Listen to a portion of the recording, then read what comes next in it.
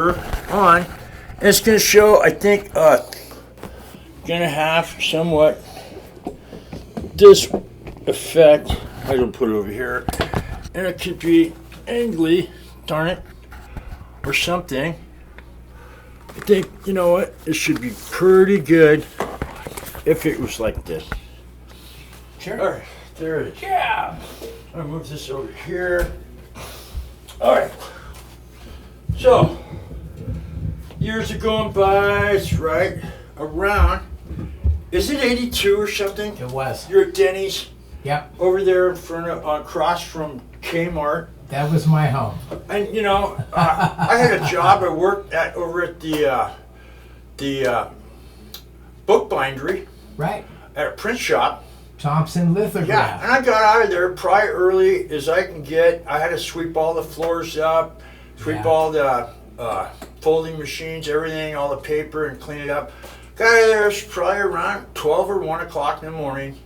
I'd head over to, wow, is Denny's? What the heck? I'm going to go over there because that's about the area of town you can go to, and it would still be open. Yep.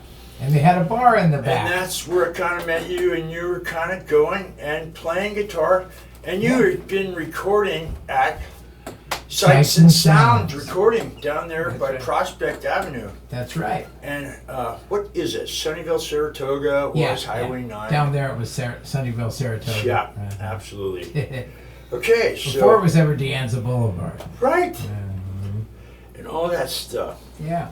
Well, there it was. I was going over there, and I was stoked. You really had all these Beatles tunes really down, as everybody in the whole world would have Beatles complete albums. Of course. And all the fake book or standard record, their music, sheet music. Sure. That Beatles complete is really super good. Yeah. Through the years, everybody had it, but you really had a good thing going, and you really had a anxious thing about you. I was really stoked to meet you, and there we ended up getting a band together, calling it TYEMZ, because Times Square. I think it was about Times Square, you know, New York City and all that, way over there.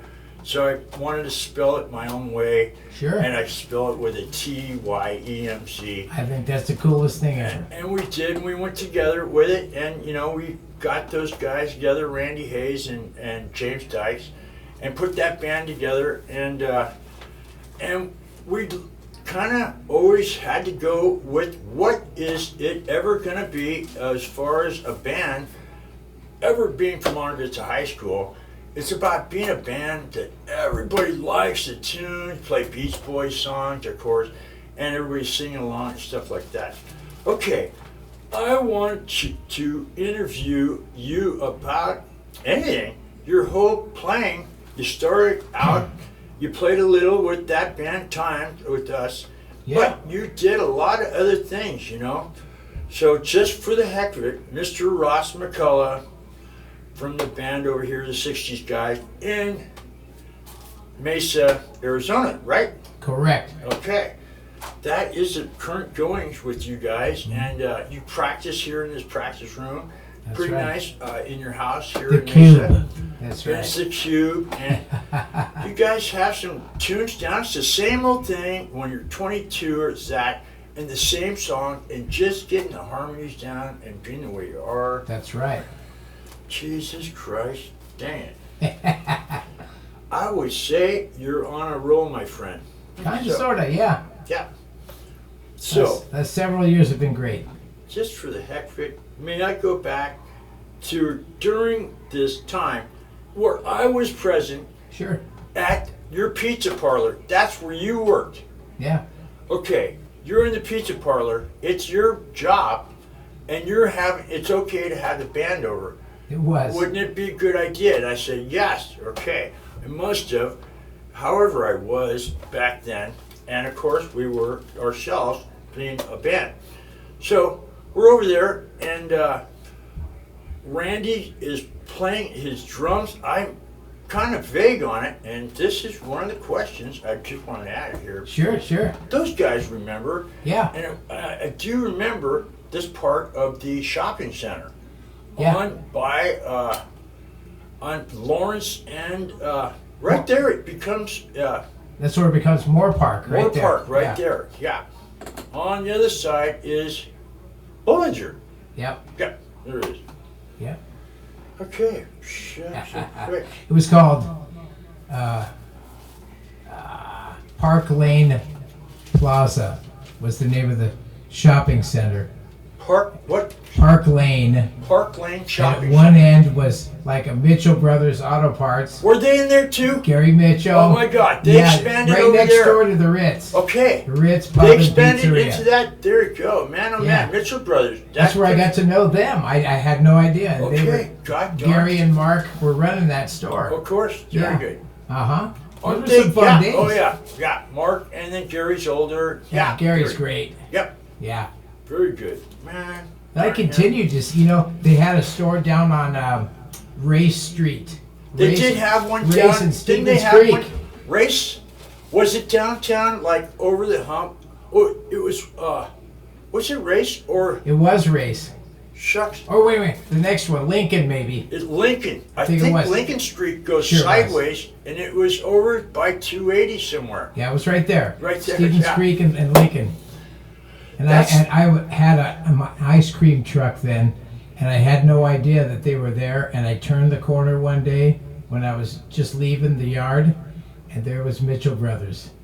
And I go in there, and Gary Mitchell and Mark Mitchell flipped out. They couldn't believe I was there, and I loaded them up with ice cream. You were working as an ice cream man. Yeah, that was when I first started in 1992.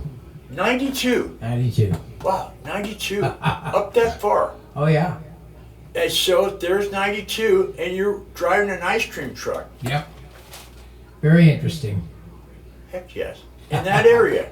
Yep. Well, that's Railroad where I tracks. started. Didn't the railroad tracks come down to this area from Winchester? Yeah. Okay, there's the railroad tracks that diagonally across from Hamilton, crosses Hamilton, Sure. and goes all the way down to near Meridian. It's near Meridian that I think that it is. Yep. Okay. That's man, where I man. started my day. It was the ice cream yard where we got the ice cream and stored the trucks at night. Was right there, right pretty much over a fence from Mitchell Brothers, which Oh, I soon fence. found out.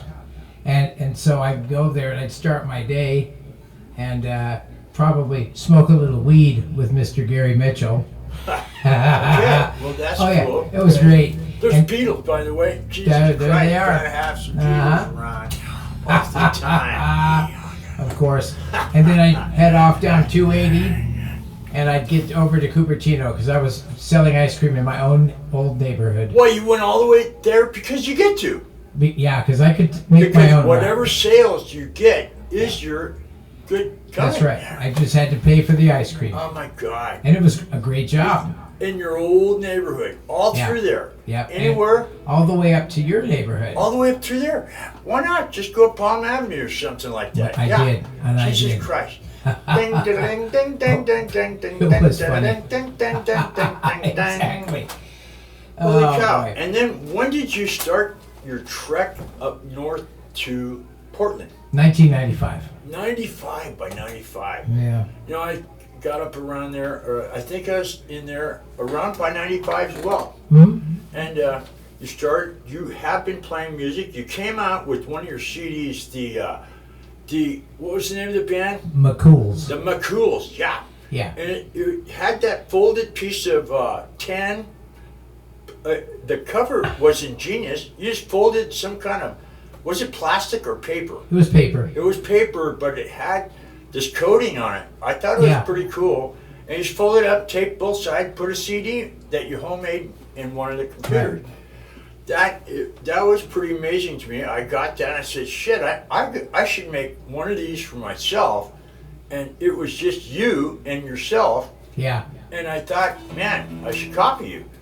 That was the You first should. one. You sent that up to me, up to Port Angeles. And that was during that time that you Yeah. sent that to me. I was really Yeah, impressed. I wasn't the very best recorder. I wasn't the best engineer, but the spirit of the music kind of showed through, just Oh yeah! enough. Oh my God! Jesus Christ! Something else. As soon as I heard that, it connected me with you Yeah. from high school, Exactly. playing guitar, someone I knew, Mm-hmm. basically same age brothers. Somehow, Precisely. you and my brother and stuff like We that. had lots of connections. Yep. And Yeah. of course, the whole school and And memories. Hayes. And growing up, yeah, and Yeah. other musicians. Hayes went to Jollyman with us. Okay, You know? Randy Hayes. Uh-huh, Yeah, he sure did. absolutely.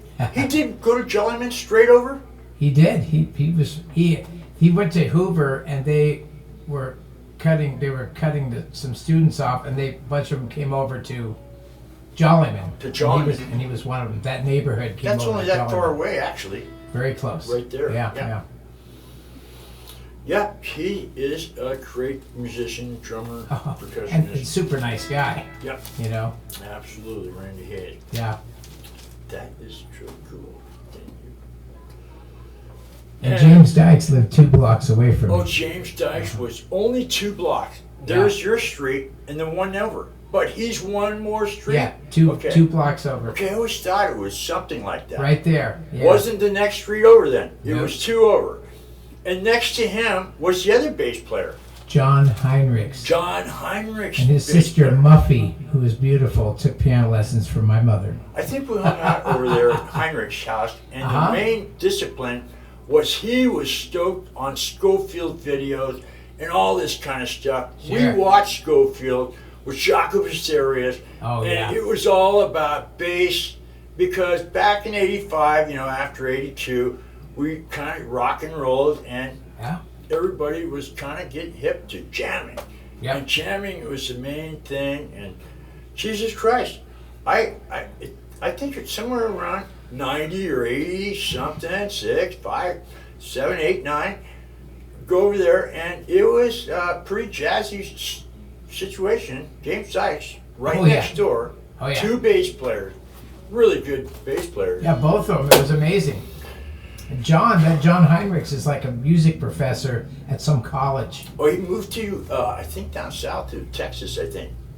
Not sure where he is. And we had contact. But he was a nice young man, too. Yeah, he's a darn good musician, bassist. Oh, incredible. But he's also a government worker or something, worked for the post office. Something really good. Yeah. It's good to have some good work. Yeah, he took piano lessons from my mother, too. All right. Yeah. Well, there is this much on this darn thing Woo-hoo-hoo. that we're taking of my friend, Ross McCulloch. My name's Grant Gilbrecht, and I have been talking about this man, Ross McCulloch. And the band he's currently in is the 60s guys 60s guys. in Mesa, Arizona. Mesa. Don't tell anybody, but one guy just turned 70.